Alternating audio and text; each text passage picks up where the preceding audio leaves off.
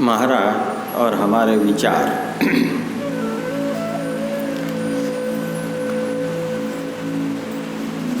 कई बार से ये बात समझाने का प्रयास किया जा रहा है कि हम अपनी देह बुद्धि का उपयोग नहीं करें। यदि आप कोई प्रश्न करते हो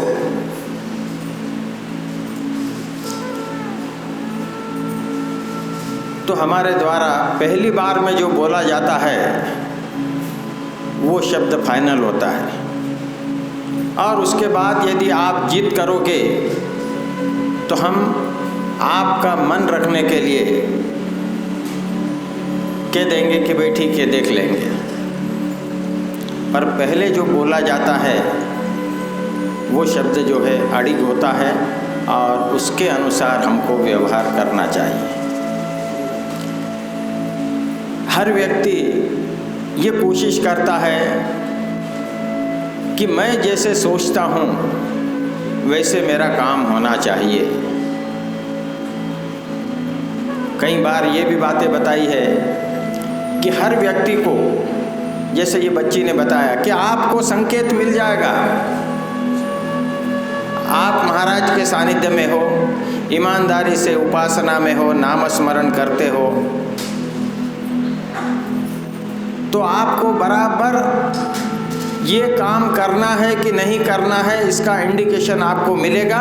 परंतु हम उस इंडिकेशन को समझ नहीं पाते, अपनी देह बुद्धि लगाते हैं और अपनी मर्जी के अनुसार या अपने को जो अच्छा लगता है उसके अनुसार हम निर्णय लेते हैं। यही हमारी सबसे बड़ी गलती होती है, क्योंकि महाराज के सानिध्य में होने के बाद हमको संकेत बराबर मिलता है पर उस संकेत को हम समझ नहीं पाते।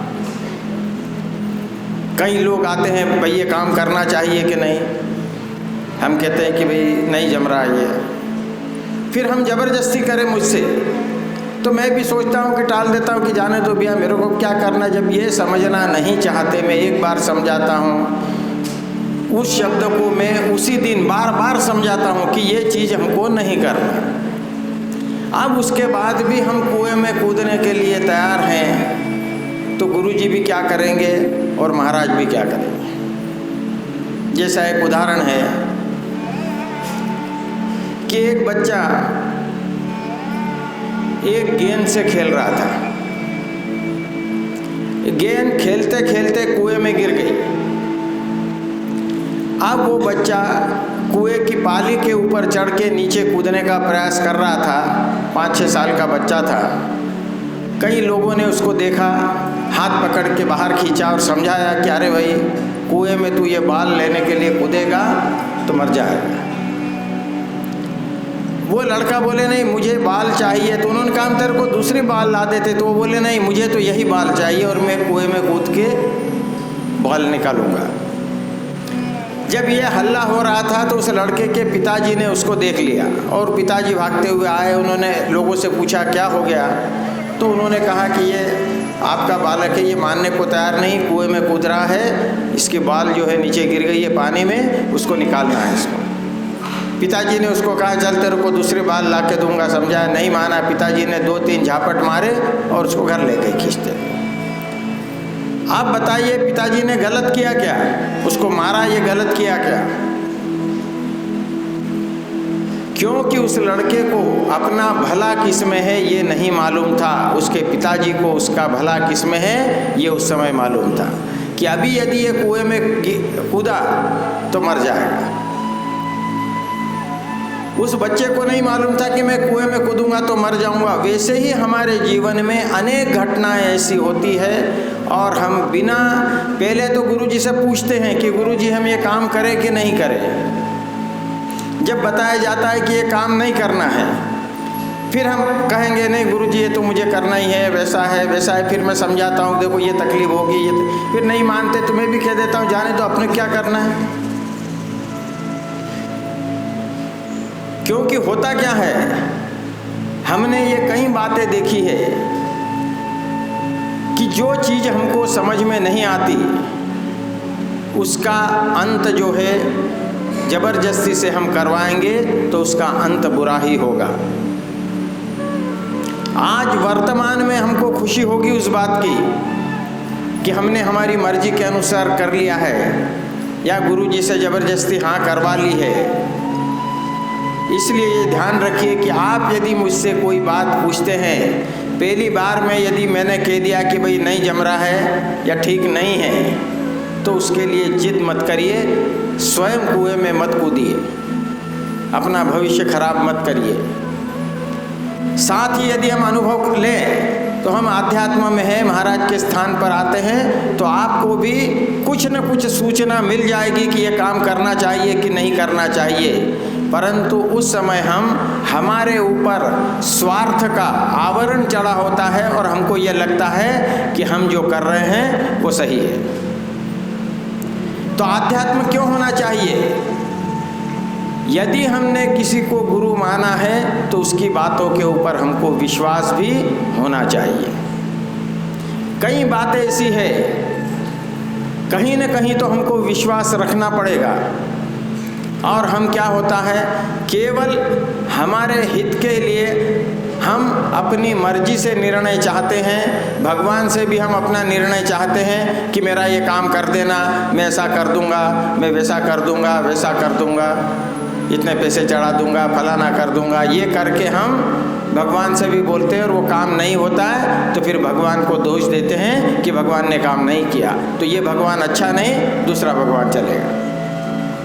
ये जो हमारी प्रवृत्ति है, आध्यात्म ये सिखाता है कि हमको गुरु की आज्ञा में रहना है। यदि कोई बात पूछी है तो फिर यदि नहीं कहा है तो काम नहीं करना है, और नहीं पूछा है हमने, गलती हो गई हमारे से किसी कारण से कि हमने नहीं पूछ पाए हैं और वो काम अनजाने में हमसे गलत काम हो गया है, तो उस काम को संभालने की जवाबदारी महाराज की है, महाराज संभाल लें।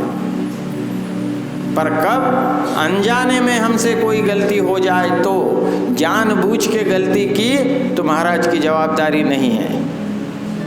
महाराज ने कहा है कि जीवन में हमसे अनजाने में कोई गलती होती है तो हम महाराज से माफ़ी मांग ले, महाराज मुझसे गलती हो गई है। महाराज ने कहा उस गलती के लिए माफ़ किया गया। और महाराज का शब्द है कि महाराज जो बोलते हैं उसके अनुसार वो बराबर आचरण करते हैं। इसीलिए ये बातें आप लोगों को बताई जाती है।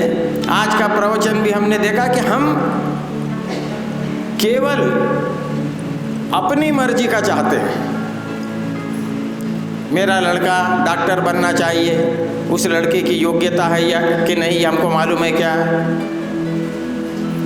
हमारे लड़के की शादी इस लड़की से होना चाहिए। कई लोग तो पहचानते भी नहीं है, मतलब एक दूसरे को जानते भी नहीं है, और फिर भी कहते हैं साहब वो फलाने की लड़की अच्छी है, उसके मेरे लड़के की शादी उस लड़की से हो जाए। अरे भाई तुम पहचानते नहीं हो, अभी तक कोई प्रपोजल नहीं गया है, कोई बातचीत नहीं हुई है, कैसे हो जाना चाहिए? जरूरी आपके लड़के को पसंद करें या आपने कोई लड़का देखा है और कोई इस लड़के से शादी हो जाना चाहिए? कैसे होगी? और यदि मान लो कर भी दिया, कोई असंभव बात नहीं है, काम यदि हो भी गया तो सुखी नहीं रह सकते। जबरदस्ती के काम में कभी हम सुखी नहीं रह सकते। ऐसे अनेक उदाहरण गोंदवले धाम में हैं, केवल हम क्लियर नहीं कर रहे हैं। कई लोगों के उदाहरण हैं कि जबरदस्ती से काम करवाते हैं और फिर जिंदगी भर परेशान रहते हैं। हम सोच समझ के महाराज का कर रहे हैं, हम अन्न खा रहे हैं, अच्छा खाना पसंद करते हैं, अच्छा सुनना पसंद करते हैं, हमारा भला चाहते हैं, तो फिर बातों की ओर भी हमारा पूरा ध्यान होना चाहिए कि कौन सी बात कही गई है। आप लोगों को शायद मालूम होगा, मैंने नाव वाला किस्सा सुनाया है, याद है कि नहीं? याद है किसी को कि नहीं याद है? हम जो अपनी देह बुद्धि का उपयोग करते हैं कि मैं होशियार हूँ, इस बात का किस्सा मैंने सुनाया। नहीं सुना हो तो हाथ ऊंचा करिए, मैं फिर से बता देता हूँ। हम जो रिश्तेदारी को ढो रहे हैं, जो रिश्तेदारियां हमारी है, माता पिता, भाई बहन, पति पत्नी, बच्चे, लड़का लड़की, भाई, ये जो रिश्तेदारी है ये हमारी किस प्रकार की है, इसको समझने का प्रयास करें। हर व्यक्ति के ऊपर ये लागू होता है। जो कहता है कि नहीं मेरा ये भाई है, नहीं कहता है मेरी बहन है, ये मेरे माता पिता है, तो हमको कितना प्रेम है ये उससे मालूम पड़ जाए। कभी कभी होता है भाई मेरे भाई को क्यों गाली दे दी, झगड़े हो जाते हैं। मेरी बहन को क्यों गाली दे दी, मेरे माता पिता को क्यों गाली दे दी, मेरे बच्चे को क्यों गाली दे दी, मेरे पिताजी को क्यों गाली दे दी थी। कई बार कई झगड़े हो जाते हैं। तो हमारा प्रेम कैसा है ये देख लीजिए। तो प्रेम किससे करना चाहिए ये भी समझना है उससे। एक परिवार, एक लड़का एक लड़की, मतलब पति पत्नी दोनों, उन पति पत्नी के पति के माता पिता, मतलब बहू के सास ससुर, कितने लोग हो गए? पति पत्नी और माता पिता कितने लोग हो गए? अब उस लड़के के एक भाई और एक बहन कितने हो गए? एक, उन पति पत्नी को एक लड़का और एक लड़की, कितने लोग हो गए? 8। आप देखिए ये नाव में जा रहे थे, उस नाव से 2-3 घंटे का रास्ता था, उस नाव से उनको पार करना था कि 2-3 घंटे नाव में जाने के लिए लगेंगे। 8 लोग नाव में बैठ गए। जैसे ही नाव में बैठे, नाव 5-10 कदम आगे चली, आकाशवाणी हो गई कि अब ये नाव पीछे नहीं आ सकती और इसको जाने में 2-2.5 घंटे लगेंगे। अब यदि आपको नदी पार करना है और सुरक्षित उतरना है तो एक व्यक्ति की बलि देना पड़ेगी, मतलब एक व्यक्ति को पानी में डालना पड़ेगा। अब ये व्यक्ति पहले सोचने लगा कि क्या करना चाहिए। तो उसने सबसे पहले, 8 लोग थे, पूरी रिश्तेदारी थी उसके साथ में, पति पत्नी, लड़का लड़की, खुद का भाई बहन और माता पिता। उसने क्या करा, सबसे पहले बहन को उठाया और पानी में डाल दिया। तो आज जो हमको बहनों के प्रति कितना प्रेम है ये देख लीजिए। यदि ऐसी स्थिति हमारी आए तो हम क्या करेंगे? परिवार में पहले बहन को घर से फेंक देंगे बाहर, या उसकी मृत्यु कर देंगे, उसको मार देंगे। तो उसने क्या करा, नदी में डाल दिया। अब उसको लगा कि हम बच गए, हम चलो इतने जन तो वापस चले जाएंगे, अब बहन क्या नहीं भी रहेगी तो भी चलेगा। 5-10 कदम आगे गई गाड़ी, नाव बढ़ी, फिर आकाशवाणी हुई कि एक व्यक्ति को और डालना पड़ेगा। फिर उन्होंने क्या किया, उसने सोचा कि बोले माता पिता तो चाहिए, पत्नी चाहिए, लड़का लड़के भी चाहिए, ये मेरे हैं। तो बोले भाई क्या काम का, भाई को उठा के उसने डाल दिया पानी। आज हमारे समाज में स्थिति यही चल रही है। फिर आगे बढ़े, 5-10 कदम आगे गए, फिर आकाशवाणी हुई कि एक व्यक्ति को फिर डालना पड़ेगा। फिर उसने सोचा क्या रे भाई ठीक है, माँ पिताजी है, लड़का लड़की है, पत्नी है। तो बोले पिताजी क्या काम के, पिताजी को उठाया और डाल दिया। उसने सोचा चलो ठीक है, अब इतने तो निकल जाएंगे, पिताजी नहीं भी रहेंगे तो भी चलेंगे, क्या फ़र्क पड़ता है, चलो माँ तो है मेरे साथ में, मेरे पत्नी है, मेरे बच्चे हैं, हो गया काम है। फिर 10 मिनट आगे बढ़े, फिर आकाशवाणी हो गई। फिर क्या करा उसने, माँ को उठा के पानी में डाल दिया। मतलब मैं, मेरी पत्नी और मेरे बच्चे, बाकी किसी से प्रेम है नहीं है। फिर गाड़ी आगे बढ़ी, फिर आकाशवाणी हो गई। फिर उसने सोचा कि भाई हम 4 लोग हैं, पति पत्नी हम 2 बच्चे हैं, एक लड़का लड़की, तो बोले लड़की क्या काम की, पहले इसको डाल दो। फिर लड़की को डाल दिया। उसने कहा ठीक है, अब मैं हूँ, मेरी पत्नी है, लड़का है। फिर आकाशवाणी हुई, लड़के को डाल दिया। बोले ठीक है चलो, हम पति पत्नी तो पहुँच जाएंगे, किसी से क्या लेना देना हम। फिर आकाशवाणी हुई, पत्नी को उठा के डाल दिया। फिर आकाशवाणी हुई, क्या रे हो सकता है तू ये कि तेरे को प्रेम होता किसी से, तू जो कहता है मुझे माँ से प्रेम है, पिताजी से प्रेम है, भाई बहन से इनसे प्रेम है, यदि तुझे प्रेम होता किसी से भी तो तू किसी को पानी में नहीं डालता और ये कहता कि हम सब एक साथ पानी में चले जाएंगे, पर हम किसी को पानी में मैं नहीं डालूंगा किसी को। तो ये आज हमारी स्थिति है। इसको समझने का हम प्रयास करें और समाज में हम इसी प्रकार जी रहे हैं। हमको किसी से प्रेम नहीं, मतलब वो व्यक्ति खुद भी चला गया पानी में, तो हम जिसके ऊपर प्रेम करते हैं अपने शरीर के ऊपर, ये भी हमारा नहीं है। मान लो आपका हाथ में गैंग्रीन हो जाए और डॉक्टर कह दे हाथ काट दो, तो आप क्या कह दोगे, शरीर बचना चाहिए, हाथ काट दिए। डॉक्टर ने कहा कि यहाँ कंधे से काटना पड़ेगा, तो आप कहोगे बिल्कुल यहाँ से काट दो, कोने से, कोई हर्ज नहीं, मुझे बचना है। तो ये हमारा स्वार्थ है आज के युग में। विचार कर लीजिए, हर एक व्यक्ति को ये लगता है कि मैं ऐसा नहीं हूँ, परंतु हर व्यक्ति ऐसा है।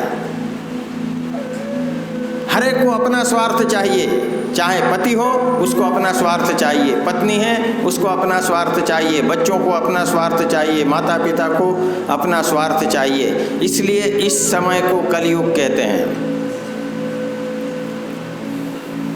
क्यों घटनाएं हमारे समाज में हो रही है? माता पिता की जरूरत नहीं हमको, भाई की जरूरत नहीं, बहन की जरूरत नहीं,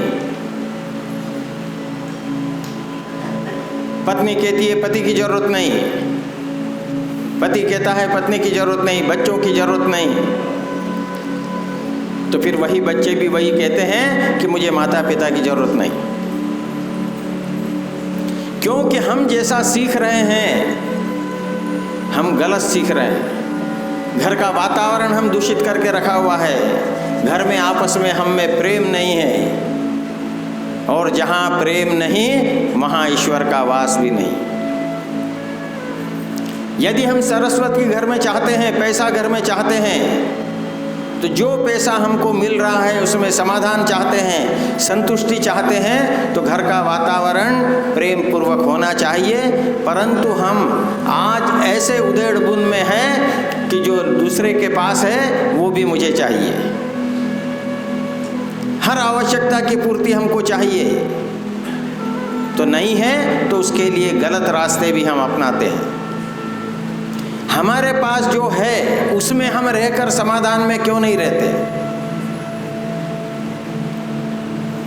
मैंने पिछली बार भी आप लोगों से कहा, कई लोग मेरे साथ में रहे, धार में भी ऐसे रहे, पूरा सर्कल मेरे साथ दारू पीने वाला था, मांस मटन खाने वाला था, और वो मेरे से कहते थे क्या रे कोकजे, तूने जिंदगी में मटन नहीं खाया, दारू नहीं पी, तो कुछ भी नहीं किया, ये मनुष्य जन्म दिया है बोले तो सब चीज़ें कर लो। तो मैंने क्या, अच्छा देखेंगे, तुम सब चीज़ें कर लो, हमको जो अच्छा लगता है हम वो करके देखेंगे, कौन जीवन में समाधान लेता है ये चीज़ हम देखेंगे। परंतु हमको क्या स्थिति है कि दूसरे के पास जो है वो मुझे चाहिए। पहले मोबाइल 500-1000 रुपये का था, अब 10,000 का चाहिए, 10,000 का है तो 20,000 का चाहिए, 20,000 का है तो 50,000 का चाहिए। और जब बड़े बड़े मोबाइल लेते हैं तो बाहर लेके घूमते हैं, लोगों को बताते हैं कि हमारे पास मोबाइल है, और इतने बिजी रहते हैं कि गाड़ी पे चलाते हुए भी देखते हैं, मतलब अपने खुद को भी कुएं में डाल रहे हैं, और सामने वाला कोई हो उसको भी कुएं में डालने का प्रयास कर रहे हैं। ये हमारी स्थिति हो गई है। अरे कई लोगों को गाड़ी इतनी स्पीड से जाते हैं, उनको दुनिया में कोई काम नहीं है उनको, कि जल्दी पहुंच जाके भी कुछ भी करने वाले नहीं है वो, परंतु उनको ये लगता है कि मेरा एक क्षण भी खराब हो गया तो अरबों रुपए का नुकसान हो जाएगा। कई लोगों को देखते हो आप, ऐसे स्पीड में गाड़ी जाते हैं। तो हम मूर्ख लोगों को बनाने का प्रयास कर रहे हैं, परंतु वास्तव में हम स्वयं मूर्ख बन रहे हैं। ये आध्यात्म सिखाता है कि हम अपने आप को समझें, अपनी स्थिति देखें, अपने परिवार की स्थिति देखें, अपनी स्वयं की स्थिति देखें, आर्थिक स्थिति देखें, मानसिक स्थिति देखें, पारिवारिक स्थिति देखें, और उसके अनुसार हमको निर्णय लेना चाहिए कि मेरे पास नहीं है, 2 समय खाने को मिल रहा है, मुझे बहुत है, इससे ज़्यादा की मुझे आवश्यकता नहीं, मैं मेहनत करूँगा, परंतु गृहस्थी में प्रेम से रहूँगा और लोगों से मैं प्रेम से रहूँगा। यह हमको आध्यात्म सिखाता है। हम महाराज के अनुयायी हैं। आज ही मैंने गोयल साहब को उदाहरण दिया। गोयल साहब के सब काम महाराज से हुए, कोई सा भी काम ऐसा नहीं कि जो महाराज ने नहीं किया। अब हम पत्रिका छापते हैं भैया, हजारों काम महाराज ने कर दिए हमारे, तो पत्रिका में कम से कम गोंदवलेकर महाराज का नाम तो लिख दो। गणेश नारायण महागणपति का नाम लिखते हो, अपने कुल देवी का नाम लिखते हो, सबका नाम लिखते हो, लिखिए, पर साथ में गोंदवलेकर महाराज की भी कृपा से क्यों नहीं लिखते? एक नाम और बढ़ा दो उसमें। तो हम कितने नुगरे होते हैं, देख लीजिए।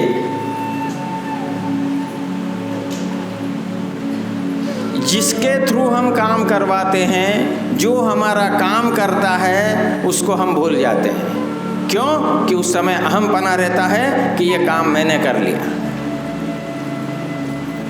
ये एक उदाहरण दिया मैंने, आज ही बोला गोयल साहब को कि अरे भाई हम क्या कर रहे हैं ये।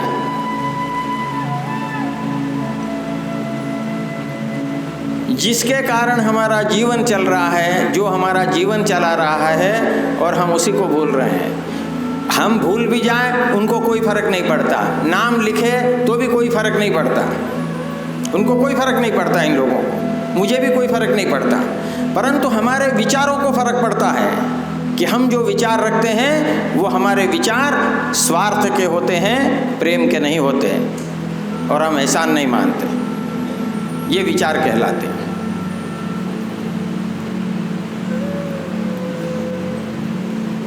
अभी इन्होंने दत्ता ने अभी बताया कि बेंगलोर से 4-5 साल पहले 4-5 लोग आए थे, और उन्होंने ये संकल्प लिया था कि गोंदवले धाम इंदौर में पूरा अनुष्ठान हम करेंगे। अब मुझे भी लगा, उन्होंने फ़ोन किया कि हम आ रहे हैं, तो मैंने कहा 72 लोग हैं, 70-72 लोग हैं, किसी की व्यवस्था करेंगे अपन। क्योंकि आप लोगों को मालूम है धाम पे इनकम कुछ भी नहीं है।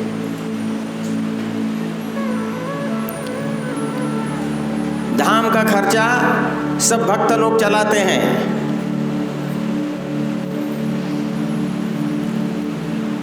आपने देखा होगा, दिन भर में बैठता हूँ, समस्याएं कहते हैं, सब चीज़ें जो भी कोई लोग मर्जी से रखते हैं वो भी उसमें ऐड करते हैं। अब इतना बड़ा काम हुआ, कैसे हुआ काम? इतना लोगों ने सहयोग दिया, काम होते गए।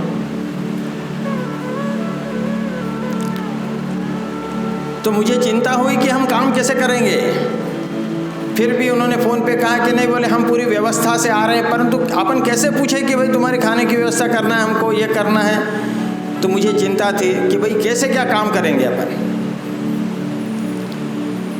अब इतने लोगों की व्यवस्था करना, और बोले हम 2 दिन रहेंगे।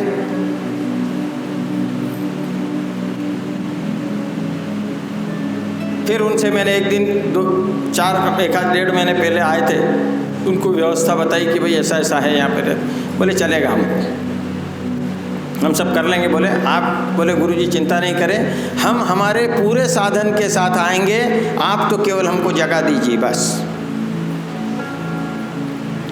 उन लोगों ने हर साधन अपना स्वयं का लाए, केवल हमने उनको ये सामने वाला हाल दिया, पानी की व्यवस्था कर दी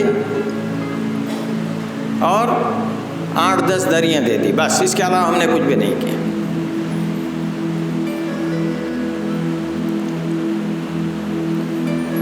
पूरा खर्चा उन्होंने किया, उनका रसोईया लाए, वो सब काम करे, सब चीज़ें करे। और वो ऐसे क्यों है कि उनको महाराज के ऊपर अटूट विश्वास है और सब महाराज के अनुयायी हैं। उनको हिंदी समझती नहीं,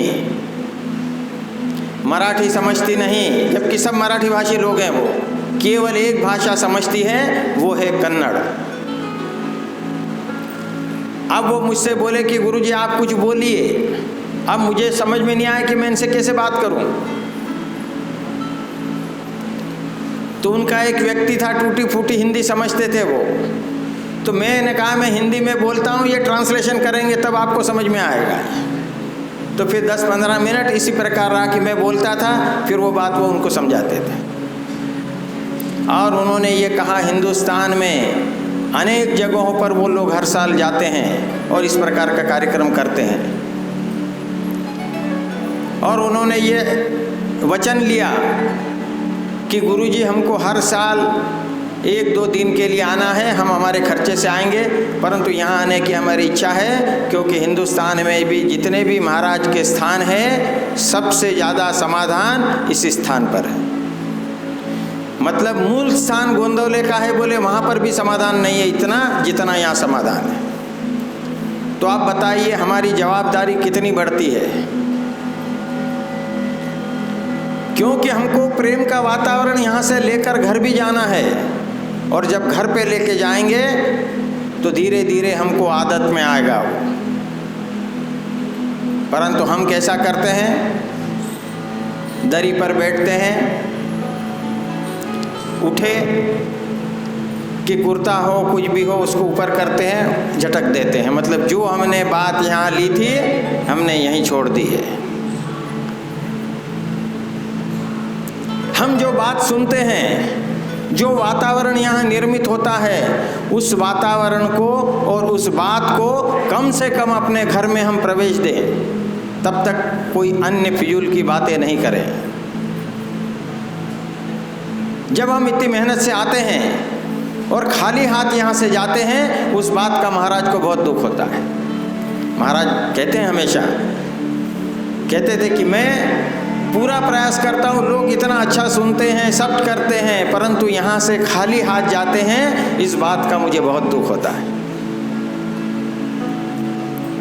हम किसी की निंदा करना, रास्ते में पॉकेट की बातों में लगना, ये करते हुए घर जाते हैं। मतलब जो हमने बातें ली है यहाँ, वो इसी जगह पर छोड़ के वापस चले जाते हैं। तो हम जो सुनते हैं, समझ रहे हैं, उसको अपने जीवन में उतारेंगे तो संतुष्टि मिलेगी, समाधान मिलेगा और सहन करने का सामर्थ्य मिलेगा। इसलिए संकल्प लें हम कि हम जो सुनते हैं, हम जो सोचते हैं, हमने जो सुना, जो हमारे दिमाग में आया, उन बातों को घर पे ले जाए, अनुसरण करें, निश्चित हमको संतोष, समाधान मिलेगा। और इन बातों को लेने का हम प्रयास करें। जितना सही ढंग से हम प्रयास करेंगे, यदि आप लोगों को उन लोगों से मिलना हो, वो 25 तारीख को फिर आएंगे, यहाँ रुकेंगे रात को, 26 को कल सब फ्लाइट से सब निकल जाएंगे। तो सवेरे काकड़ा आरती भी करेंगे। हमको सौभाग्य है कि उनकी काकड़ा आरती देखें हम। 6 बजे काकड़ा आरती भी करेंगे वो यहाँ पे। कल भी उन्होंने काकड़ा आरती से लेके सब काम किया, हवन वगैरह जो, और वो सब लोग पंडित लोग हैं, पूजा पाठ वाले लोग, उनका धंधा ये है। तो जिन्होंने भी सुना होगा, सिनेमा में देखते हो, कौन से सिनेमा में, साउथ के सिनेमा में पंडित सब बैठ कर हवन वगैरह करते हैं कि नहीं, उस टाइप से करते हैं। तो जिसको उत्सुकता हो वो 26 तारीख को सवेरे यहाँ काकड़ा आरती में आके देखे। छोटे छोटे बच्चे भी हैं उनके साथ में, और सब डिसिप्लिन में। हमसे भी परिस्थिति उन लोगों की अच्छी है, पर रहन सहन देखिए आध्यात्म स्थान पर कैसे रहते हैं। कई लोग हमारे यहाँ आते इधर उधर से, अरे साहब बोले एसी है क्या यहाँ पर? तो हमने उनसे कहा भाई एसी तो मिल जाएगा आपको, ले आते हैं, एसी के पैसे दे दो और उसका मेंटेनेंस दे दिया करना, हर साल का लाइट का बिल दे दिया करना, लगा देते हैं कमरे में। तो हम आध्यात्मिक केंद्र पर भी जाते हैं तो भी हम घर सरी की सुविधा वहाँ पर चाहते हैं। शादी में जाते हैं, बारात में, भले हमने कभी ऐसी देखा भी नहीं है, पर वहाँ जाते तो अरे ऐसे रूम है, अरे इतना गंदा है, यहाँ एसी नहीं है, बिस्तर अच्छा नहीं है, और जाते समय उसी बिस्तर की चद्दर से अपने जूते पोंछ लेते, अपने क्या करना। ये हमारी सोच हो गई। आज हम वहाँ कर रहे हैं, कल वो लोग आपके यहाँ भी करेंगे। है सही बोल रहा हूँ मैं, गलत बोल रहा हूँ? हमारी प्रवृत्ति ये है कि मेरा नहीं है, मेरे को क्या करना। जब मेरा नहीं है, मेरे को क्या करना, तो जो तुम कह रहे हो मेरा है वो भी तुम्हारा नहीं है, तुमको क्या करना। जिसको हम मेरा कहते हैं शरीर, ये भी मेरा नहीं है। तो इन बातों को समझे। हर शब्द में कुछ न कुछ अर्थ है, उन अर्थों को समझे और उसके अनुसार अपने जीवन को जीने का प्रयास करें। सद्गुरुनाथ महाराज की जय।